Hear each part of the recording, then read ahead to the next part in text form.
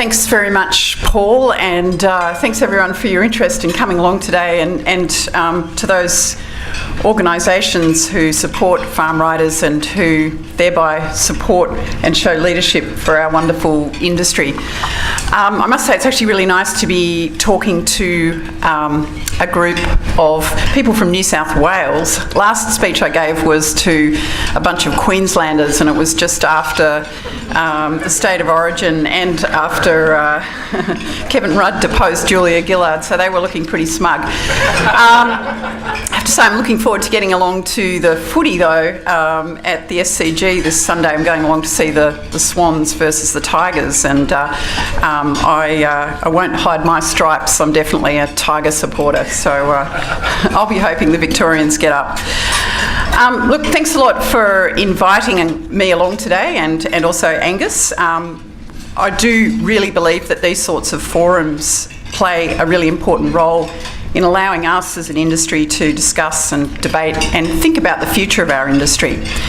Quite often as a CEO, it's very tempting just to list out all the things that you think are wrong in the industry and that somebody else ought to fix. But today I thought I'd take a bit of a different angle. I thought rather than focus on what politicians should do or could do, or what farmers should and could do, I thought we might explore what a vision for Australian agriculture could look like in 20 years' time. And why do I think that's a good idea? Well, I'm sure you've noticed that GrainCorp and our whole industry's future has been a fair bit in the news over recent months. The takeover offer that GrainCorp's received from Archer Daniels Midland has created a lot of interest, and I think really brought out the passion that we feel for our industry. And I think in this kind of environment it is really useful to spend time thinking about what we want the future to look like. And this helps us put the current challenges and opportunities into context. And then I think if we do have a clear idea of the end game we're trying to create, we've got a half a chance of working together to make it happen.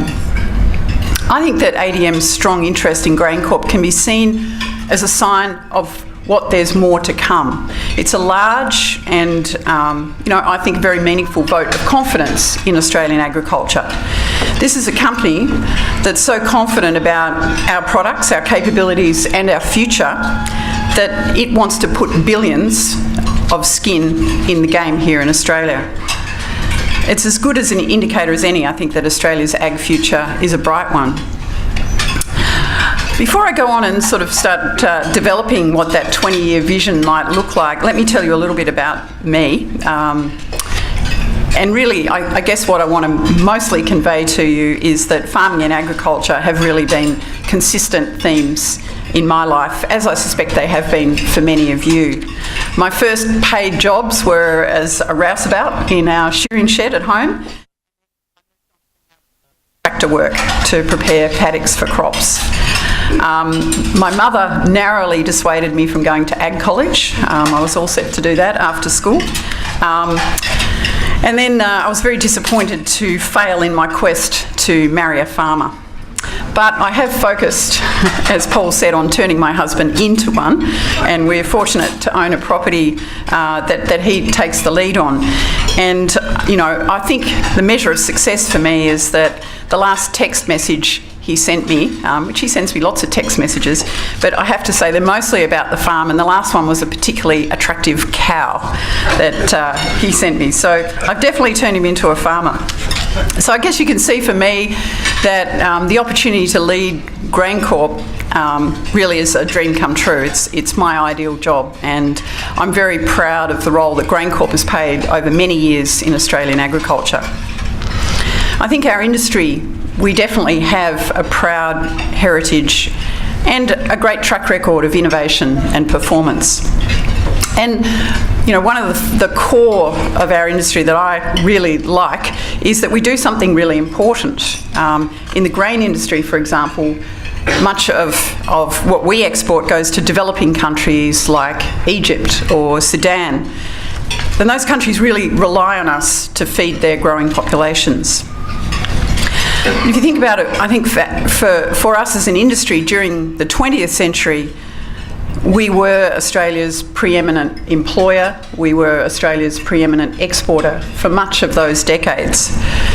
And in recent years, I think it feels like we've been toiling away, but as an industry we've been overlooked, and we've had our flashy friends over there in the mining industry cleaning up, and even the city cousins here, and we have, I guess, a number of financial services people here in the audience today, and they obviously play an important role, but financial services and other services sectors have really been the industries that have really been raking in the cash for Australia in recent decades. Yet I think all of us who've remained close to agriculture have had this sense of excitement that we are on the edge of an enormous opportunity. And I think we're really starting to see other people recognising that, and that's why we're getting the interest in our sector that is suddenly reappearing. And I think we know if we can take this opportunity and make the most of it, that the payoff will be a very lucrative one for us and for the country. But we do have, I think, some performance anxieties as an industry. Our time out of the spotlight has made us just a little bit unsure of ourselves, and we've become quite good at focusing on the challenges and the negatives, and there are quite a number of us who really like to spend a lot of time hankering after the glory days of the past. So let's turn that around and really start thinking about the 20-year vision and what that might look like. I think, sometimes when you think about a vision, you sort of stand in the present and try and look forward, and that can constrain you because you're limited by what you think is possible now. So what I thought we might do is create a vision by putting ourselves into the future and look back from the future. So let's imagine now that it's 2033, and yes, that would make me 70 years old, which is pretty scary. And let's think about what that vision might look like. What might sport look like? Let's talk about sport first of all in 2033. So yes, the mighty Tigers. They've just broken the AFL record by winning their 5th consecutive premiership, beating Greater Western Sydney, so at least you've improved. And our cricketers, okay, they've just broken England's 24-year grip on the Ashes. All right, let's talk about agriculture now. I think agriculture could look something like this. Let's imagine we've become the developing world's delicatessen. We're selling a range of high quality, high margin products, and we've really largely avoided the low margin supermarket type role.